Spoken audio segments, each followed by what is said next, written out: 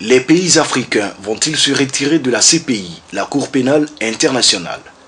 Un sommet extraordinaire de l'Union africaine se tient les 11 et 12 octobre 2013 à Addis Abeba en Éthiopie pour réfléchir sur la question. La CPI n'est rien d'autre qu'une organisation raciste et néocoloniale. Elle ne s'en prend qu'aux chefs d'État et personnalités africaines, s'indigne de nombreux pays membres de l'Union africaine.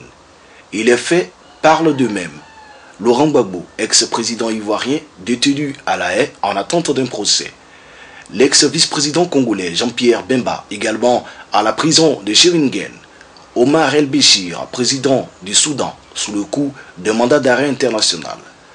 Jomo Uhuru Kenyatta, le nouveau président kényan, est poursuivi pour crime contre l'humanité avec un procès qui s'ouvre le 12 novembre 2013. Son vice-président William Ruto, quant à lui, a déjà comparu le 10 septembre dernier. La liste est longue. Et non contente de son solide butin de leader africain, la Cour pénale internationale lorgne encore vers le continent africain. Simone Gbagbo, l'épouse de l'ancien président ivoirien, et Blé Goudé, l'ex-leader de la jeunesse proche de Laurent Gbagbo, sont dans le collimateur. Et le président Alassane Ouattara a dû malgré lui opposer une fin de non-recevoir à la requête de la Cour.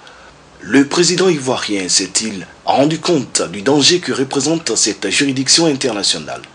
Ou craint-il tout simplement d'être présenté comme un collabo, complice de la partialité et du racisme de la CPI, jugé flagrant par ses pairs africains?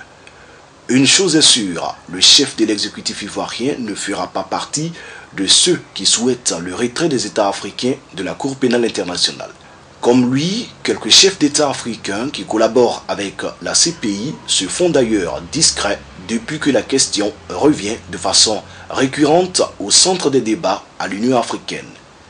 Les détracteurs de la Cour pénale internationale, quant à eux, montent en puissance. Ils mettent la pression et disent décrier les travers d'une cour qui très souvent condamne et emprisonne avant de rechercher des preuves pour étayer les charges de crimes de guerre ou des crimes contre l'humanité qu'ils font peser sur les hommes d'État africains. Le cas Laurent Gbagbo est d'ailleurs cité en exemple. Sur les 122 États membres, 34 pays africains sont signataires du statut de Rome en 2002, statut qui a institué la Cour pénale internationale. Ils ont donc contribué à la création de ce monstre qui aujourd'hui s'acharne sur le continent. Plus que jamais, le retrait pur et simple de cette cour, qui n'a inculpé que des Africains en 11 ans, est sérieusement envisagé par l'Union africaine.